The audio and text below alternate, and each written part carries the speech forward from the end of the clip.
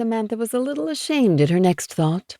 Finally, a story of her own. She turned to Mr. Mulryan. "I'll stay with the body while you call the police." Samantha was pleased that the bile that rose in the back of her throat subsided quickly, faster than in the past when she'd been exposed to a dead body, especially where blood was involved. Intrinsically, she knew she had precious little time before the hordes of police and journalists descended, and took the opportunity to snap as many pictures as possible. She carefully set the exposure. The light was getting low. Would she need a greater aperture? Mrs. Breen inexplicably remained, a handkerchief pressed to her face. "I'm fine to watch over the body until Mr. Mulryan returns and the police arrive," Samantha said. Mrs. Breen didn't take the hint.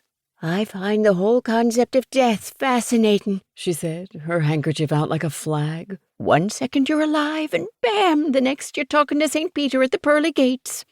The woman must be in shock, Samantha thought. As soon as she was done getting the story, Samantha decided she'd find out where Mrs. Breen lived and take her home. Meanwhile, a few questions wouldn't hurt. "Do you recognize this man?" Mrs. Breen shook her head. "He looks to be Italian. I'm Irish," she said, as if the two ethnicities never had reason to meet or socialize. Samantha wasn't a doctor, though now that she and Dr. Haley Higgins, Boston's assistant chief medical examiner, had become friends, she was a little more familiar with the basics, like how rigor mortis worked. With a tentative touch, she could tell the victim's limbs were stiff, which meant the syndrome had set in and the man had died over 4 hours ago. Who knew how much longer he would have gone unnoticed if it hadn't been for Mrs. Breen's bee? Samantha sniffed and wrinkled her nose.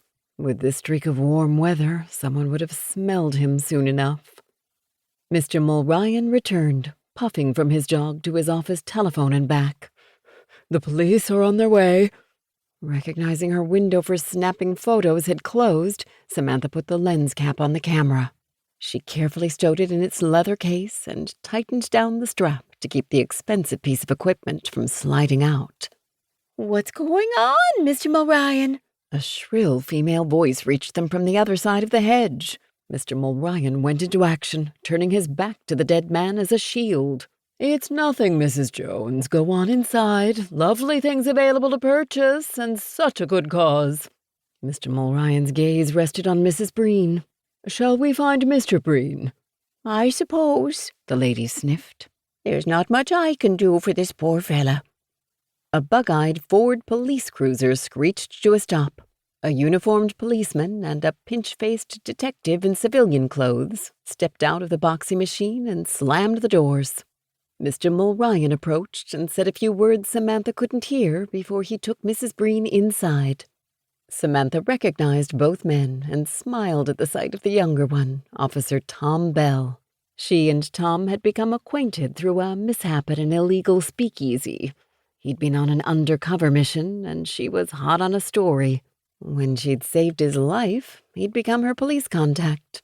He would have been interested in more than friendship if she hadn't put a stop to it.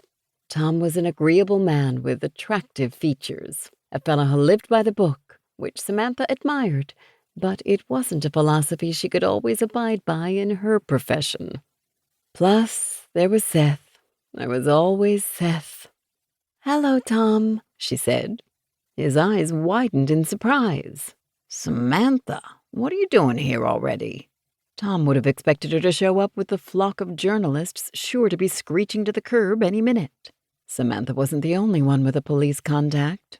"I was working on a story for the ladies' pages. The summer bazaar here is quite popular and of interest to the community." Detective Clooney was at Officer Bell's elbow. Beefy in stature and gruff in nature, the detective wasn't one for pleasantries.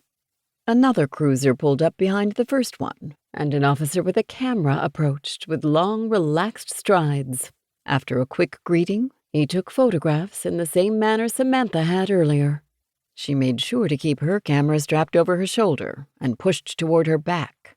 The detective would frown at her presumption and accuse her of interfering if it looked like it had been in use. Detective Clooney nodded at Samantha in acknowledgement. "Miss Hawke, how did you first learn of the body in the yard?"